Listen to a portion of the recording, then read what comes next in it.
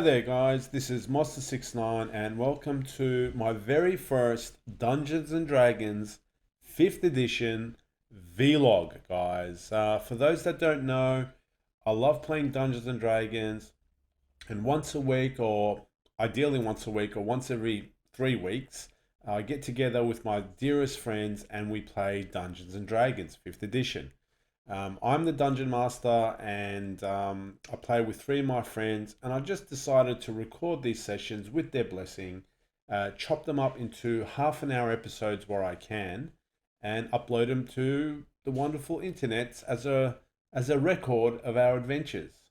Now, before I introduce the characters and the background, and we get stuck into our first session, I just wanted to apologize on two things. One is the audio quality isn't the best yet. I am playing it online, and I'm just trying to get my head around how I can balance out the audio.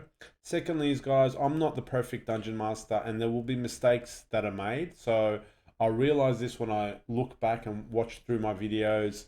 Mistakes are made. I need to get better as time goes on. I have read the Player's Handbook once. I'm now reading the Dungeon Master's Handbook, but I do need to go back to the Player's Handbook just to nail things down. Because, like I said, we're all a bunch of guys with jobs, and I'm just thankful we can get together and play once or twice a week. So let's get cracking, guys. Just another couple of things to add. We are playing in the Forgotten Realms world, and so we're playing on Faerun. And where this first episode begins is really at the end of Fandelver's Mine, which is a starter pack. So the team have completed Fandelver's Mine. Most of them are level 4. I think actually no, two of them are level 4, and one of them is level 3. And I also run two characters myself as a dungeon master in the party. We've got a party of 5. 3 of them are my friends, and 2 of them are characters that are run by me. Now, that's typically not something that's done by dungeon masters, but I've always had a character in the mix. A lot of people say, well, how can you do that?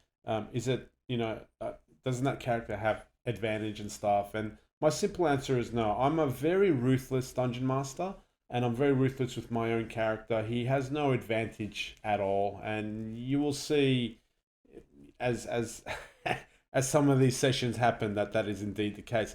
In fact, a more elegant answer is that these characters are nothing different to the rest of the world or the rest of the NPCs that I run.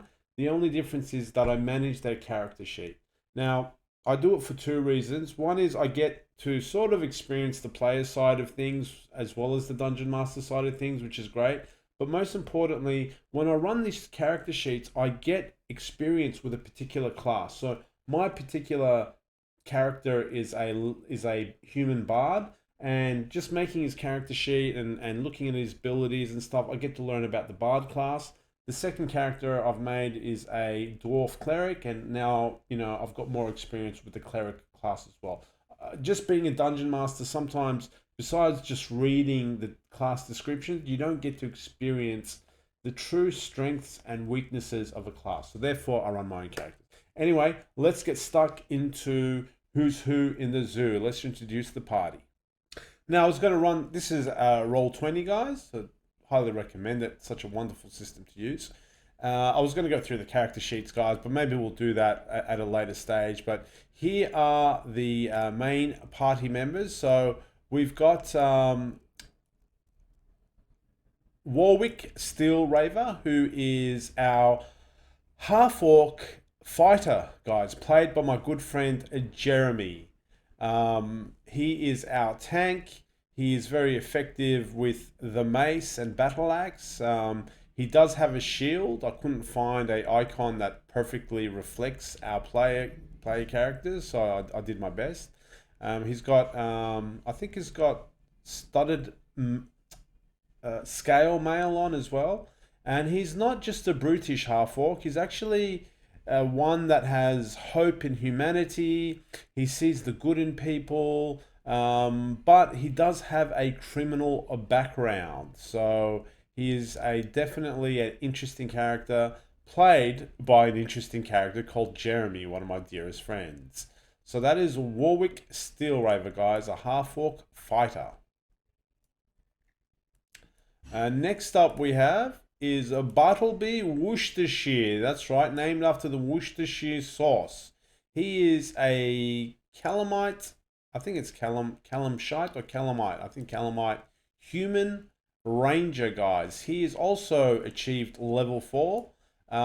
His background is he's a sailor and he's played by another dear friend called Kurt. Now, Kurt wanted this particular character to be an old man or oldish man, and we had to come up with a reason why he was level 1, but he had a background of a sailor, and yet at the age of 40 something, he had no experience in life. So we came up with a background of him just being a content deckhand for many, many years throughout his life, staying on board a ship, doing his job, and not really, venturing out into the wild. But now he's had a midlife crisis. He wants to see the world, and therefore he's left his sailor occupation and head out into the world to find adventure. Now he is our bowman. He is an expert, and I really highlight the term expert. He has a +8 with the longbow. For those that don't really follow D&D, I would say having a +3 or a +4 is an average skill ability. Having a +5 or +6 is having a good skill ability. Having a +8 and above is like you're an expert, in my opinion. I could be wrong, but that's how I use the scale. So this guy is an absolute expert in sneaking. He's an expert with the bow. He's tracking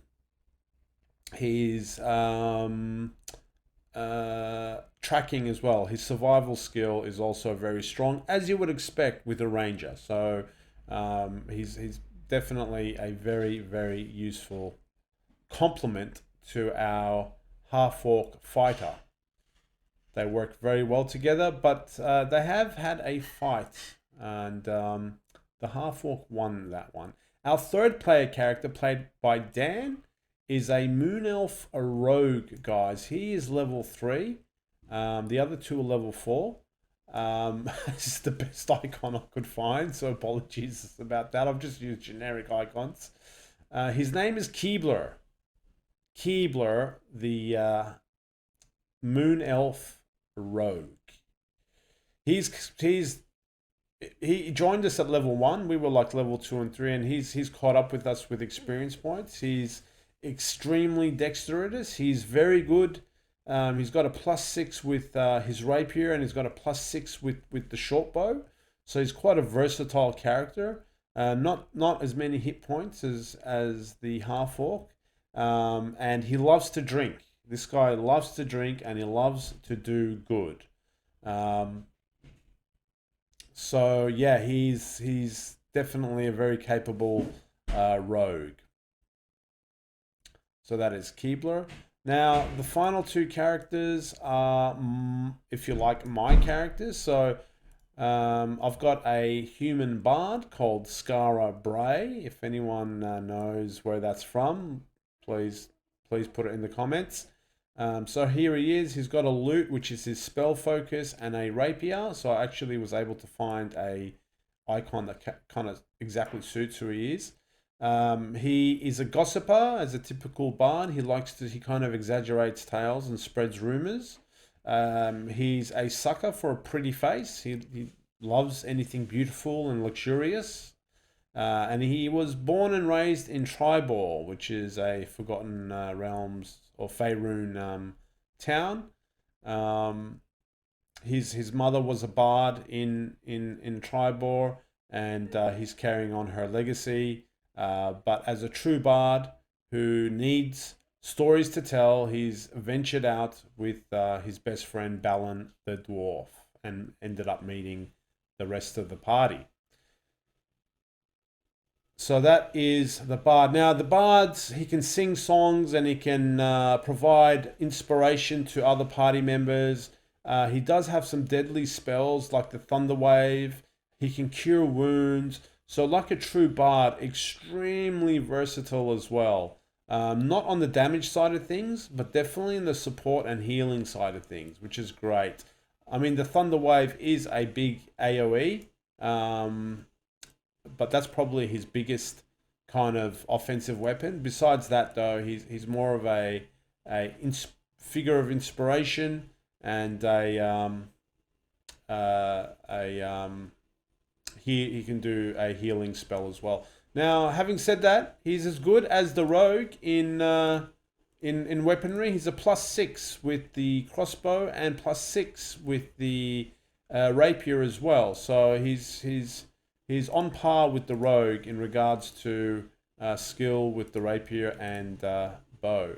The final character, guys, is Balin the Hill Dwarf, who was also raised in Tribor and Skara Brae's best friend. He's a cleric who worships Moradin, who I think is the dwarven god of knowledge. Don't sue me if I'm wrong. His family moved down from the north to Tribor. He was kind of raised in Tribor, which is a predominantly human town, and he's very accustomed living amongst humans and whatnot, as most hill dwarves are.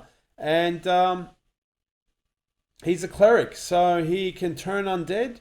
He's also got a warhammer and a shield. He's got a necklace, which is his spell focus. He's got cure wounds and all the sort of clericy spells, which is great. His biggest weakness, guys, he's a bit slow. His initiative is -1, and he's not very dexterous. But he was a bit of a weak character at level 1, but now he's really coming into his own, and quite a valuable character, especially where he can turn undead.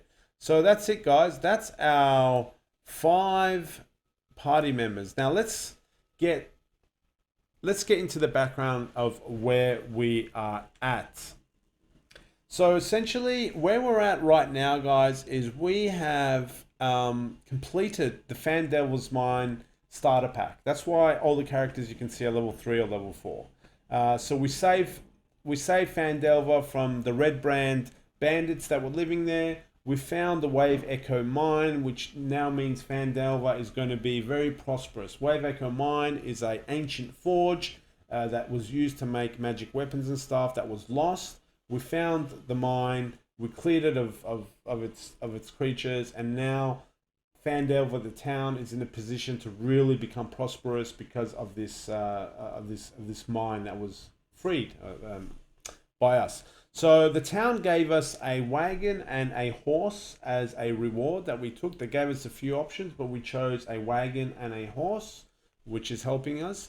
And during our adventures in Fandelver, Warwick, our half-orc fighter, kind of fell in love with a widow who lost her husband to the bandits that were ruling Fandelver at the time. Her name is Senua, and she has 2 children, Tommy and Maria. And I always get it wrong during the session. Tommy, I always get the name wrong. So Senua wants to be escorted. She's lost everything in Fandelver, despite the fact the town's now kind of freed and ready to move on to the next phase of being prosperous. She's lost her husband, and she wants to go back home to her town, which is a town called Greenest. Greenest is way down south, and I'm a pretty hardcore DM. I don't just fast forward time, and kind of allow people to sort of fast travel. So our adventurers have got Senua and her 2 children, Maria and Tommy, on the wagon, and we're traveling south to Greenest. Also, the viewers should know that our half-orc fighter, played by Jeremy, he has got a aspiration to go to Candlekeep because he simply wants to read about the world. So this is something organic from the player himself, and so they're the 2 overarching motives at the moment. Get Senua and her family safe to Greenest, and get the orc to Candlekeep at some point as well, guys. So off we go. Session 1. Oh yeah, before we go there, actually, where are we on the world map? I will tell you exactly where we are. During the actual session, guys, you'll be looking at this map, which is the Dungeon Masters kind of thing, and you can see the area that's kind of not grayed out. That's the area that the players can see on their screen. So this area is here, always all the way to the right is Tribal, where the Dwarf and the Bard come from. So that area is not grayed out because we're familiar with that area. And this area has been uncovered during Fandelver's Mine expansion module. So we are essentially, you probably can't see it, but we're on this red dot and we're traveling south along a very popular road called the High Road, and we are approaching a swamp called the Mere of Dead Men. So that's it from me, guys. I'll try and keep the episodes to half an hour, and we'll go from there. Thank you very much. Just a refresher, we are, I don't know exactly what we're doing, but we're either taking, does anyone remember the lady's name? Get inspiration up for grabs. Hit in the head with the stone. That's not her name, no. That's her name to me. That's how I remember. Duralia. No. Anyone? No? Esmeralda. No. Jeremy, your half-orc loves this lady. No? Do you know her name? No. Oh, it's Jeremy's lady. Tomorrow is my lady. She's my lady. She's No. my lucky lady. I'm talking about the mother that we're escorting down to Greenest. Anyone know her name? With the two kids. Anyone know if there's a boy? It's called my lady. I renounced her as my lady. Okay. Her name is Senua. Senua. Senua. Does anyone remember the girl's name? Little child number one. No. No, she's to be seen, not heard. Maria. All I remember is Stan started to love them. Maria. Maria's the little Well, I don't girl. want them to die anymore. And anyone know the little boy? I'm sure you don't. It's Tommy. I was gonna say Johnny. Okay. Tommy. I was gonna say Jacoby. Jacoby, no. Let's change his name to Jacoby. Like, since he's So- still alive. So we're on the Sword Coast. We're traveling down the High Road, one of the main arteries in the Forgotten Realms, heading into a marshland in front of us. Balin actually knows the name of this marshland, and as we're walking down, he's like, "This is the Mere of Dead Men, guys," and he kind of seems a little bit haunted as he says that. And we're escorting her down south to Greenest. Obviously, the half-orc also wants to go to Candlekeep as well, right? So they're the two main motivations of our party at this stage. That's right. We just survived a haunted, ruined town. We destroyed a undead A banshee. banshee that was there, maybe. Yeah. It was Banshee because she had all the characteristics of Banshee. And now we're heading south into these swamplands, and as you can hear by the sound effects, you are now in the swamplands. It's a bit of a unique swampland because it's hugging the coast. So when we were sort of veering our way down into the swamps, we could see on the right hand side the beautiful ocean, the beautiful I forgot the name of the sea, the Sword Coast Sea or something, I'm not sure, on the right hand side. And on the left hand side was the huge Sword Mountains that Phandalin sat at the base of. So it's a very unique geography that we're going to. Swamplands, ocean, and huge mountains on the left hand side, snowy capped mountains that we were kind of meandering around when we were in Phandalin.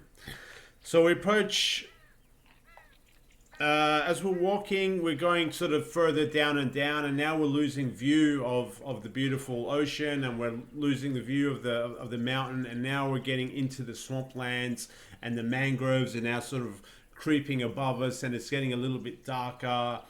It's getting more humid. There are mosquitoes now starting to wander around us. The road is still there, and there's still a big, I mean, this is a main artery, but it seems like it's losing its battle against nature, and there's kind of mud creeping onto it, and you know, it's kind of sort of half disappearing sometimes.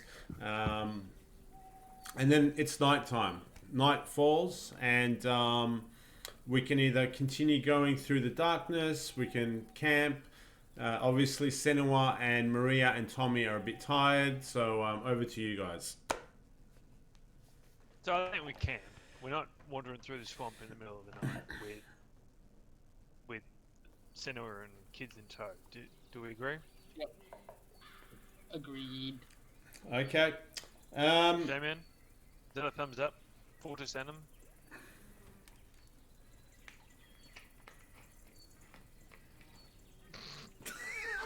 Oh, no. Is your mic on mute, man? I don't know if he said Is something. it? No, it's up. His mic's up. Is Look. your mic's up? It's up. Better? It's like, Yeah. Yeah. this is gonna be a fun night. It's too funny. Do you agree?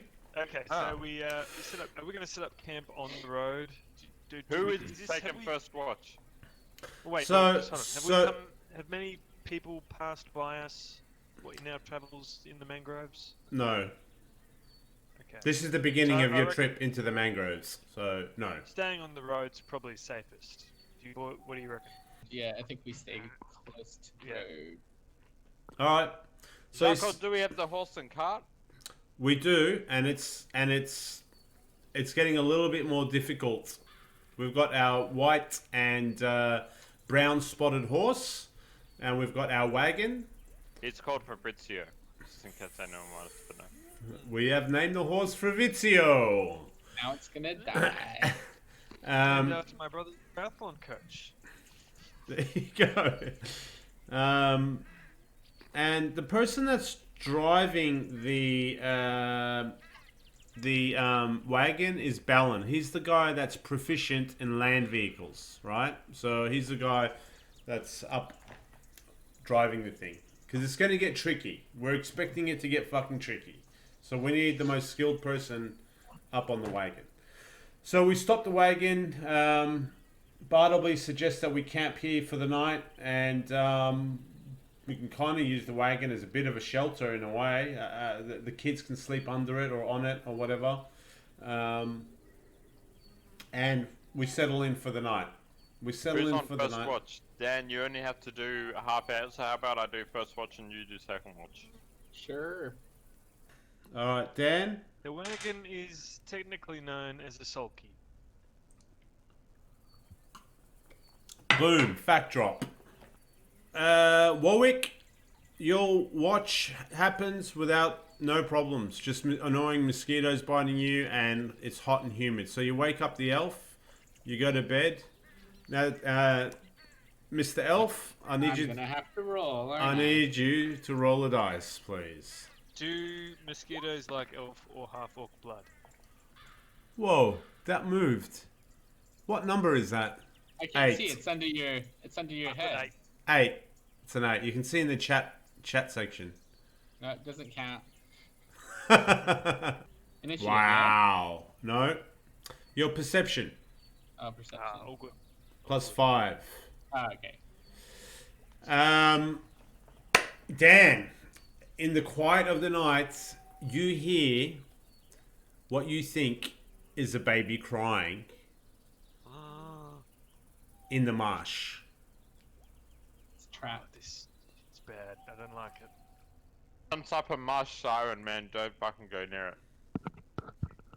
I thought you were gonna say here like a wee mooet, a wee mooet, a wee mooet. That would have been better.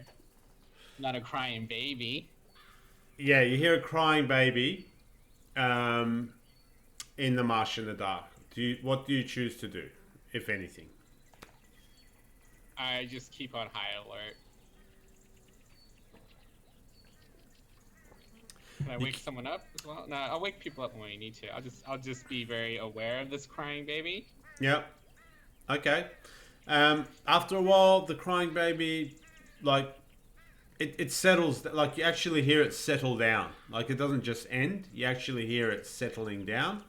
And then, again, an hour later, it cries as if it's hungry. A bit of Again? insight, yeah. You're going to use your insight. Ready? Okay. Yeah.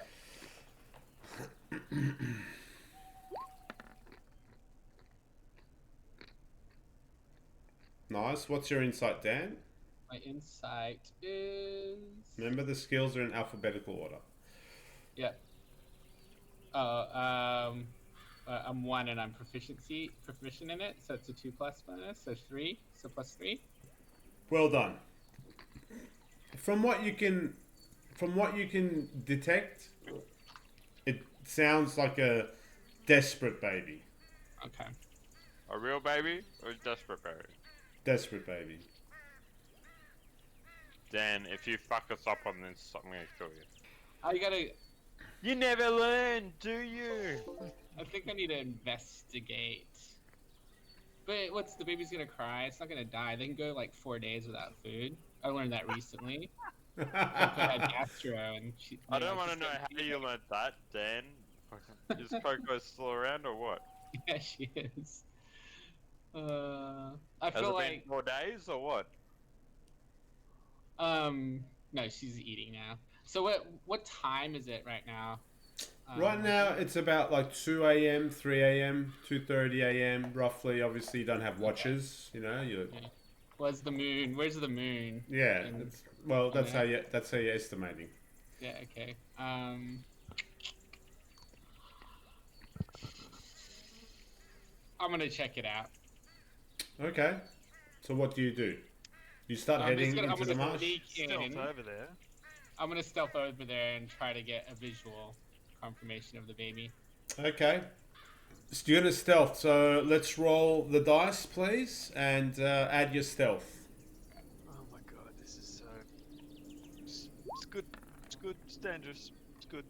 Okay, 12. That's good. What's your stealth? My stealth's real good. It is 6, and I'm proficient, so 8. 8. So 18. Okay. What of it, crying baby? Show yourself. Can you guys go on mute? All right, Dan. You start slowly going into the mud, right? Your feet sink into your ankles, right? And you start slowly trudging your way, as stealthily as an elf can. And between like about 10 meters ahead, you actually see a little smoldering campfire and a figure sitting next to it, kind of in the position you're from behind, and this figure hasn't noticed you coming, and it looks like he is cradling, or he or she is cradling a baby. Okay. Okay. So next to a campfire, it looks pretty legit.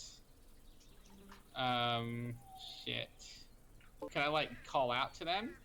Of course, you can do anything you like. That might be a bad idea. Looks like I could. Well, they got a campfire going. So, all right. I'm gonna sneak the rest of my way there.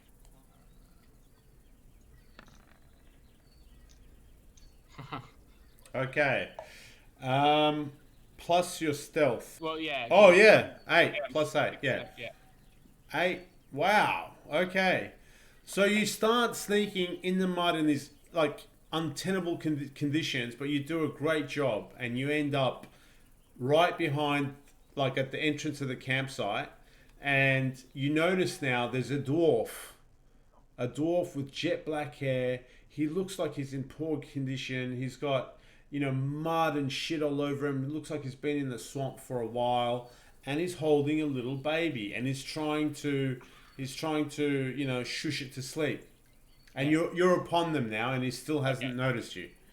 And I say greetings.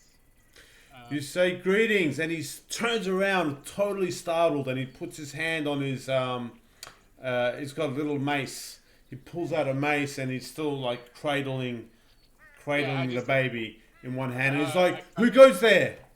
I was like, "Oh, it's Ike Keebler. I just heard a distressed baby and wanted to lend a hand. And he's like, "What are you doing in these swamps?" We're just passing through. I'm on night watch, and I heard the baby crying out." And he looks around at the baby, and then looks at you. He's kind of like checking his options. He's got like a metal helmet on. He's got leather armor on, but he's got some chainmail on the side. that's just filthy with mud. He's just besodden with mud. His bedroll's muddy, and he's trying to feed the baby like a little bit of like what really looks like, you know, muddy bread in essence. Okay, I offer him a ration, one of my rations for the baby. Yep. Okay. And he looks at you and looks at the rations, and then he's like, "Thank you, sir. Thank you." And he jumps and grabs the rations, and he starts eating them, and then he gives a little bit to the baby, and the baby starts eating this fresh food. Let me just delete one ration. You are now down to 17. Yep. Yep. And he's like, "Thank you, sir." What are you doing in these woods, in these swamps? He looks down at the baby. He looks up at you. He looks down at the baby. He looks up at you and goes, "To be honest, sir, I've been trying to take this baby to its mother, and I've been lost in these swamps for days. I've just managed to find the road tonight, so I've camped near the road. But I've been lost for days in this swamp, and I'm just trying to get this baby to its mother. Can you roll it? Can you?" And he now sort of turns around and shows you the baby. Can you roll a dice and add your insight, please? Okay.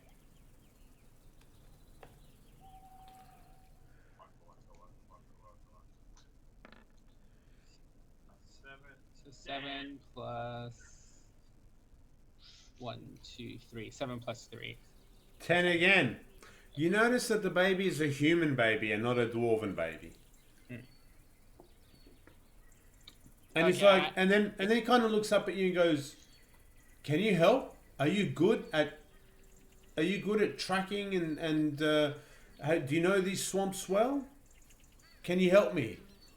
I point out, like, I noticed that it's a human baby you have there. And whose baby is this? Who are you trying to take this baby to?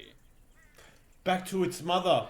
Its father, it was traveling down on the high road when apparently it was only with its father. So I'm not sure if the father and the mother had some sort of separation or disagreement, but it was with its father that was set upon by bandits that was slaughtered, and I rescued this baby. I say we may be able to help. Let me talk with the rest of my party, and I can meet up with you in the morning. Wait! He said there's more of you? But yeah, I'm not traveling on my own. Are they trustworthy? They are very trustworthy. I've been with this crew for a while now, so I trust them with my life. Okay. We also have some other younger civilians. What do you call them? Like peasants with us. Peasants! Non-warrior types in our company. Peasants. No worries. So does he come with you? He kind of looks at you like, "Do I come with you?" Cool. I bring him back to meet the fam. You're waiting there for a while, for about 20-25 minutes, and then you see Keebler coming, trudging back through the darkness of the swamp towards you, followed by a dwarf holding a baby. This dwarf's got black hair. He looks kind of young. He's got a scar along his face.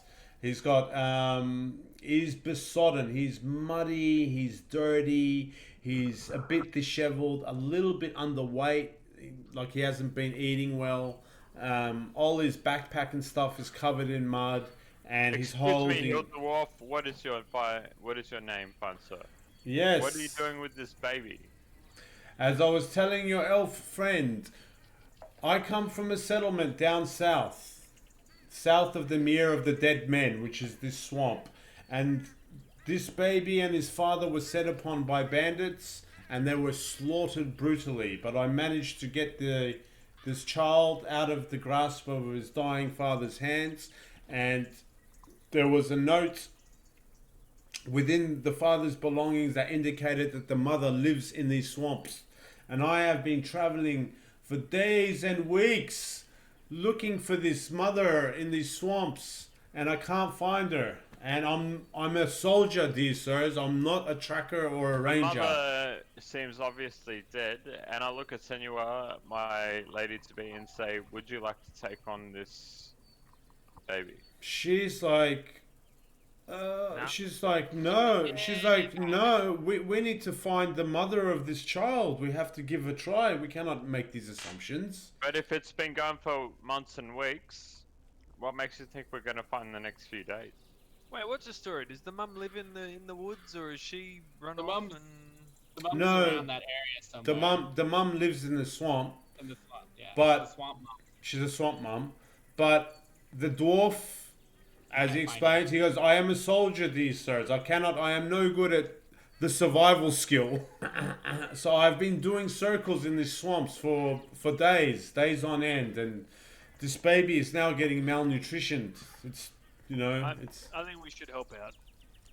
Yeah, yes, I agree. We help out. And I So- vouch for him. I say it's on me, guys, if this goes bad. But I think he's legit, and I want to help this baby out. Because hey, we've got other kids on this crew, so why not another? So I am quite the survivalist. Balin jumps off the wagon, being a dwarf cleric, and immediately hugs his other dwarf brethren, and introduces himself, and gives them a drink of water and comfort, and are you from? Where are you from? You said you were from a settlement down south, and he goes, yes. There is a dwarven settlement down south at the end of these marshes, my friend. You will be more than welcome if you can help me out with this task. So it's 2:30 3 a.m. He's Alright, allowed so to we eat too. crash. Yeah, you crash, you go to bed, and it's morning. It's morning, the sun comes up. The dwarf, Caleb, is like snoring his head off. It kind of seems like he's finally relaxed. You know what I mean? Like he's had a big deep sleep. His belly is full. He keeps everyone up, and it's a cloudy day. Not that you can see much of the sky. And you guys all wake up, and the first thing you do is you have some rations. So let me get rid of all your rations. Beautiful. You wake up. The bard starts asking, where are you from? He's like, I am from a castle called Thornhall down south. And Balin goes, Thornhall, is that still occupied by dwarves? And he's like, yes, we have sort of regained our foothold down south. Now, most of what you guys have grown up with is the dwarves are all up north, right? So it's quite unusual to hear of just a pure dwarven settlement south. So they talk about what's at Thornhold, and they're like, we are rebuilding Thornhold. The dwarves are rebuilding it back to its former glory.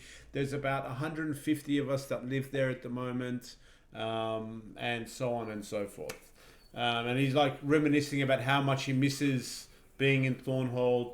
Some mug of ale and a warm meal and all that stuff. So anyway, he gets up. He's like, right. He stands up in front of the party and goes, who is the best tracker in this party?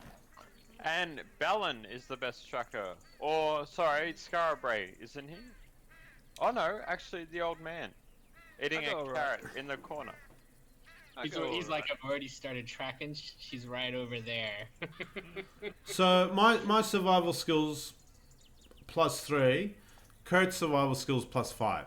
Yeah, so it's Curdy. He's the ranger. So he's like, okay, so he's got to deal with you, Bartleby, right? He's got to.